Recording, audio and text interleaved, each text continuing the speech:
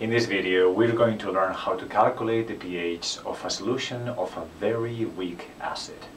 Right, for our example, we're going to be using phenol, which is this molecule. And it turns out that this proton can be dissociated in an acid equilibrium, and the acid equilibrium constant for this process is going to be 1.6 10 to the minus 10. As you can see, that is a very small acid dissociation constant, which means that this is an extremely weak acid. All right, so the question then would be, please calculate the pH of a solution that is done with very low concentration, right? So the initial concentration of this acid would be 4.0 10 to the minus 5. Right? What would be the pH of this very weak acid solution? Well, the way that you would do this is, as always, you would write here the equilibrium constant, right? H plus, aqueous plus A minus. When I'm using A and A minus as a placeholder for this chemical structure, okay, everything minus the proton. Again, the idea is that you would write the equilibrium constant, the equilibrium dissociation, and then build an ice diagram, and then figure out what the concentration of protons is from that ice diagram, and then calculate the pH like that. All right, so we can simply write here the initial and the equilibrium rows of the ice diagram, and this is going to be 4.0 10 to the minus 5 molar. Initially there's 0 of this, 0 of that, and then at equilibrium you will have 4.0 10 to the minus 5, x and x. And this sets up an equation that is going to be like x squared is equal to over 4.0 10 to the minus 5 minus x. That has to be equal to the equilibrium constant for this acid. Okay, so that it will be 1.6 10 to the minus 10. And again, this is just the value of the equilibrium constant. You would have here the concentration of protons times the concentration of the conjugate base, that is x squared at equilibrium, over the concentration of the weak acid at equilibrium, which will be this. I forgot the minus x there. That's where it is. All right, you do this calculation and you find an x that is equal to 8.0 10 to the minus 8, which returns a pH of 7.10. And right now, there should be a red flag raising up in your brain. Here's the problem. The problem is that we have a pH of 7.10, which is actually basic because it's larger than pH 7, which is neutral. However, this is an acid, so how is it possible that we can actually get a pH that is basic from a weak acid? Well, obviously there's something that is not quite right, and the thing that is not quite right is that we're neglecting that this is done in water, right? So water can undergo an autodissociation equilibrium, which is already going to give you a sizable amount of protons compared to those that you're getting from this acid, right? So for very weak acids, the key here is to recognize that the contribution of protons from the water autodissociation is not negligible, and you have to take into consideration somehow. Again, remember that at equilibrium you will have two things going on. Okay, if I erase now this ice diagram, you will have that going on, but you also have water breaking apart into protons and OH minus. Right, so truly there's two contributions to the pH, and when you do the ice calculation with only the weak acid, you're neglecting entirely one of the contributions, which is water. Right, so the question is, well, how do we take these water protons into consideration? The way that we're going to do this is by going back to the equilibrium constant. Okay, so for the weak acid, which is going to be concentration of protons times the concentration of the conjugate base over the concentration of the conjugate acid, and we're going to try to calculate the pH from here. Right, so notice that in principle, if we know what this concentration of protons is, because we know what the acid dissociation constant is, if we find ways to calculate the concentration of the conjugate base at equilibrium and of the acid at equilibrium, then we should be able to calculate the pH. Okay? The question is, how do we come up with this value and that value? Remember that all of this is at equilibrium. Right, so there's going to be a couple of tricks that we're going to be using for this. For this concentration of the conjugate acid, we're going to be using something that is called the charge balance equation. Okay, which simply tells you what is how the charges are balanced when you reach equilibrium. Okay, so the idea is to just think about all of the species that have negative charge, the concentration of those, and because the solution is electrically neutral, then that has to be equal to the charges of the opposite sign. Okay, so let's look at this. Well, how many species have positive charge? Well, there's only one, which is the concentration of protons at equilibrium. Well, because the solution is neutral electrically, then that has to be identical to the sum of the concentrations of all of the species that are negative. Right? So what species are negative? Well, we have the conjugate base and hydroxide. Right? So that would be the concentration of A minus at equilibrium plus the concentration of hydroxide at equilibrium. Okay, very good. Notice that we have here now the concentration of the conjugate base at equilibrium, which is something that we want to solve for to plug it back into the equilibrium constant. Okay, so let's try to do that. The concentration of A minus at equilibrium is going to be equal to the concentration of protons minus the concentration of OH minus, and all of this is at equilibrium. But the idea here is that, of course, we're doing this in water, so the concentration of hydroxide at equilibrium is going to be equal to the Kw, the autodissociation constant for water, divided over the concentration of protons. Right? So notice that this can be replaced by simply Kw over the concentration of protons. And this is great because notice that now you're replacing something that you didn't know into something that you want. This is what is going to determine the pH, the concentration of protons, and a constant that you know, Kw is 10 to the minus 14. Right? So this part of the equation is actually already solved, as we have put it as a function of what we want, the variable, protons, and then a constant. Okay, great. Now we still have to solve this piece of the puzzle, the concentration of the acid at equilibrium. Right, so here we're going to use a trick that is called the mass balance of the acid. Okay, mass balance.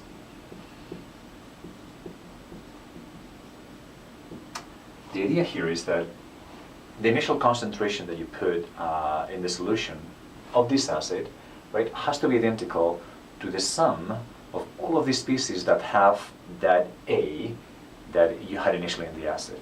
Okay, so again, you put HA. No, this is some concentration that we actually know. Notice that this is 4.010 to the minus 5. That is the initial concentration of HA, of phenol. Well, and after this dissociation takes place, there's only two species that account for this concentration. One of them will be unreacted phenol, right? So phenol molecules that have not dissociated, and that will be at equilibrium. Then there will be a few that have dissociated, and those will be forming part of A minus. All right, so that is the mass balance for the acid, which is again a comparison of the concentration before the dissociation starts and then after equilibrium has been reached, which is that expression. Okay, that's great. Notice that we have to solve for this. That's what we want. All right, so let's do that. Concentration of the acid at equilibrium is going to be equal to the concentration of acid initially minus the concentration of the conjugate base at equilibrium. And that is a constant, so that's just fine that we have it there. And then this is something that we would like to get rid of.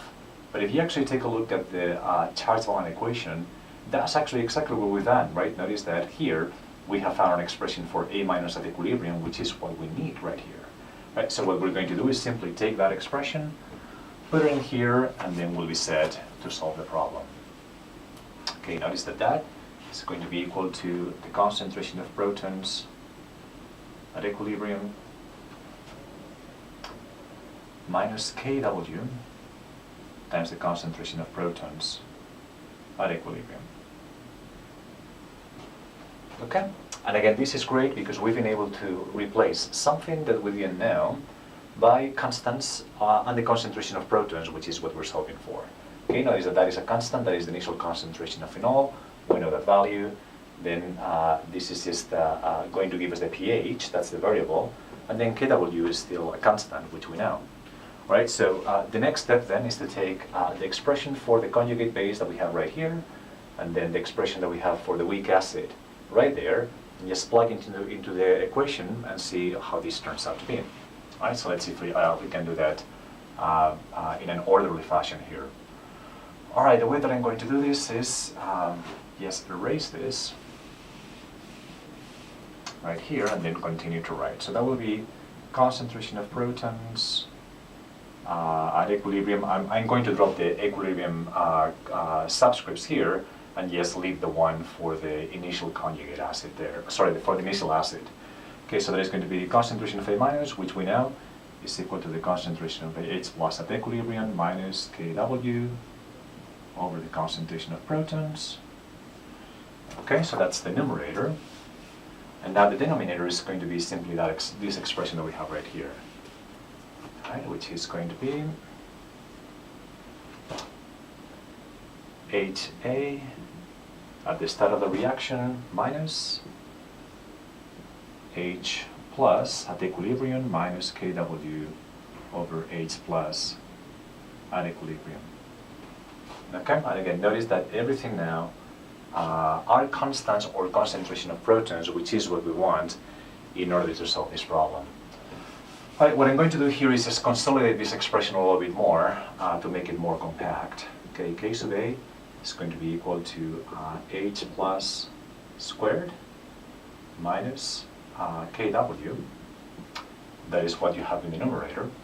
And in the denominator, you have HA sub 0, and then you will have here minus H squared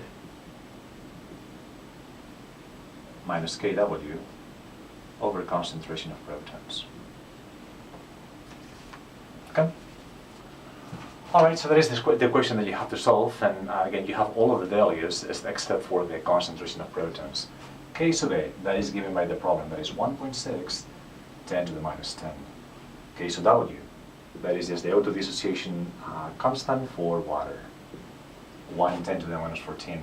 We have that K sub W right here as well, and then this A naught is the concentration of phenol at the start of the reaction, will be 4.0, 10 to the minus 5. Right? So again, we have everything, we just need to solve for the concentration of protons. Now, what you have here would be an equation that is quite difficult to solve. So actually what we're going to be doing is a method of iteration to solve for that concentration of protons. And this is how we're going to do this. We're going to be guessing what the concentration of protons should be and inputting that, plugging that in to the denominator, right? And then what we do is solve for H squared in the numerator, right? And those numbers have to converge to the same value through the iteration method that we have reviewed in other videos. Okay, so here's how the input and output works for this iteration. Right, our initial guess is going to be a pH close to 7, right? So that would be what happens if you have a little bit of water by itself, no weak acid. The weak acid is going to contribute a little bit, a few more protons to the equilibrium, but probably not very many, right? So 1.0 10 to the minus 7 molar would be a good initial guess for the concentration of protons, right? So we plug first 1.0 10 to the minus 7, right? And again, we will replace that here and there, calculate the rest, and then solve for H plus here in the numerator. And when you do that, you get that the output of that will be 1.28 10 to the minus 7. Okay, and then you iterate this. Now you plug this value that you have obtained back into the denominator, and then solve for H in the numerator, and it turns out that you converge just after 2 iterations. Right, so that is the true solution to this problem. That would be the concentration of protons, and then you can just take the base 10 logarithm of that, change the sign, and you will get a pH of 6.89. Which makes perfect sense because this is an acid. Okay, so the pH has to be acidic. All right, so the question is, well, this equation that you have right here, that is an equation that considers what you have to do when you have a very weak acid, and that acid is so weak that the concentration of protons that you have coming from the acid is comparable or of the same order as what you have coming from water itself. right? So the question is, well, when do we have to use this complicated equation, and when can we neglect the concentration of protons coming from water? Well, as always, there's going to be here a criterion that is completely arbitrary, but is one that we're going to abide by. And the idea is that if you do the ice diagram of the weak acid and you get a pH that is larger than 6, right, that means that you're within an order of magnitude of the concentration of protons that come from water by itself. Right? So under that case, pH is larger than 6 is when we use this equation, which considers the fact that you will have some protons coming from water. Right?